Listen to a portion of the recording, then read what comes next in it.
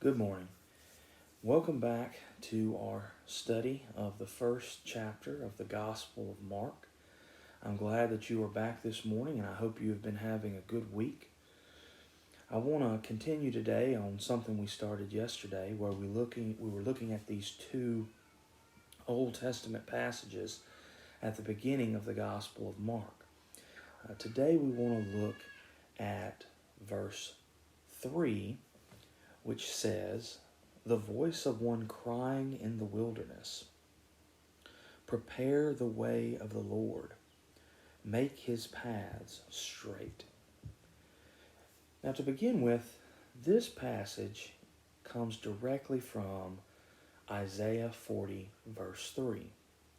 And the significance of this is that in the book of Isaiah, before chapter 40, a lot of what Isaiah has to say is about judgment. Judah had been doing wrong. They had been acting like their counterpart Israel in the north, and God was going to bring judgment upon them in various forms, usually invasion and eventually deportation. There's also a lot of discussion about the judgment of the nations. But once you get to chapter 40, there's a shift in what Isaiah is talking about. Now, that's not to say that he still doesn't have some negative things to say to them. It's just that now there begins to be more hope. There begins to be talk of comfort and restoration. And it's in this context that we see the prophets speak about a voice or a person that is going to be in the wilderness preparing the way for the Lord to make his paths straight. Now, a couple of things about the wilderness in Scripture. Oftentimes, the wilderness is a place of danger, particularly a place of temptation. The people of Israel were in the wilderness for 40 years because of their failures to take the promised land. Jesus, as we will see in just a few days, is going to go into the wilderness, and there he will be tempted and confronted by Satan.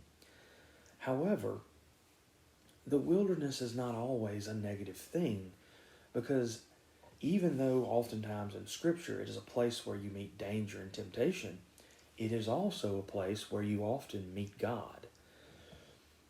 This is a great example of that, because the idea here is that in the wilderness, away from everything else, someone will come and begin to cry out to prepare the way. Another good example of this is, as I mentioned earlier about Israel during their 40 years in the wilderness.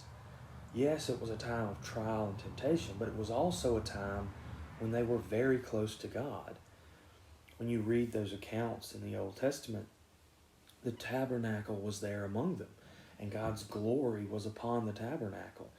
You could almost make the argument that at that time they were closer to the Lord than they ever were, because at any given time they could have looked towards the center of their camp and seen the glory of the Lord above that tabernacle.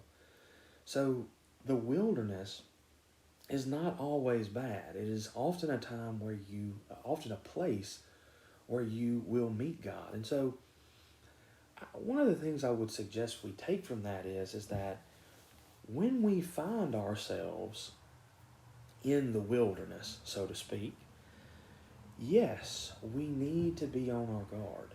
We need to watch out for temptation and attack.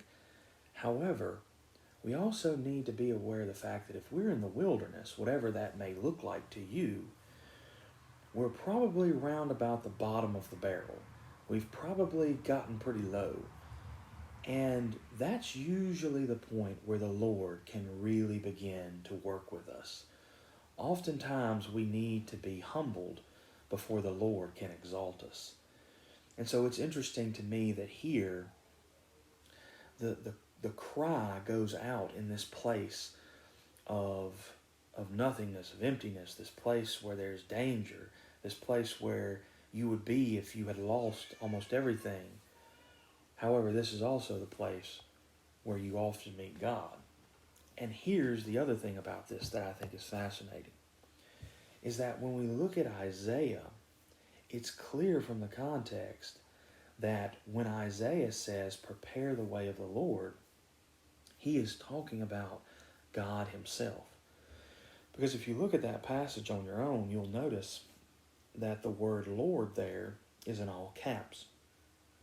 And anytime the word Lord is in all caps in the Old Testament, that means that the Hebrew behind that is the actual name of God, what we often refer to as Jehovah or Yahweh.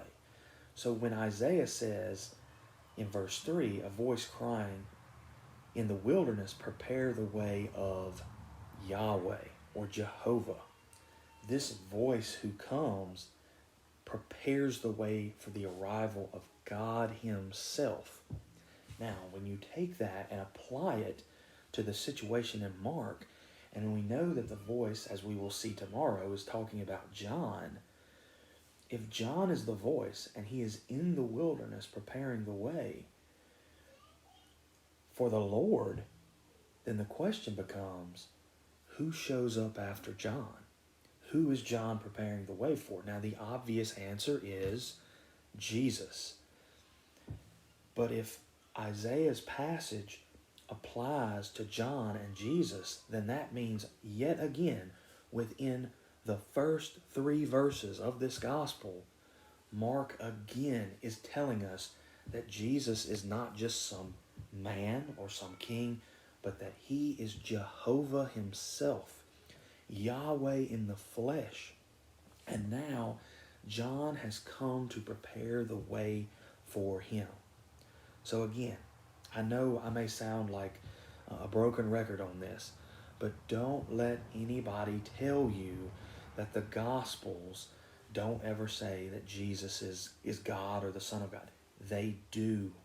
In the first 3 verses of this Gospel, Mark lays that out very plainly. And last, I'll say this. Notice the idea of making the paths straight. This refers to the practice of, in the ancient Near East, of where you would send out heralds to prepare and make sure the roadways were in good condition for when a king or an emperor would be coming through. Now, obviously, in this case, that is not what John is doing. His job is more important than preparing the roadways and the thoroughfares. He is looking to get people's hearts ready, making the path straight here. This is him calling out to the people for them. It's time to get right because God is coming, which, by the way, is always a good thing to be thinking on, because God is coming. He has come once, he will come again, and so we need to be sure that we are right before he's coming. Is your heart ready? Has the way been made straight in your life? That's something that you got to ponder on. Have a good day, and I pray that God blesses you.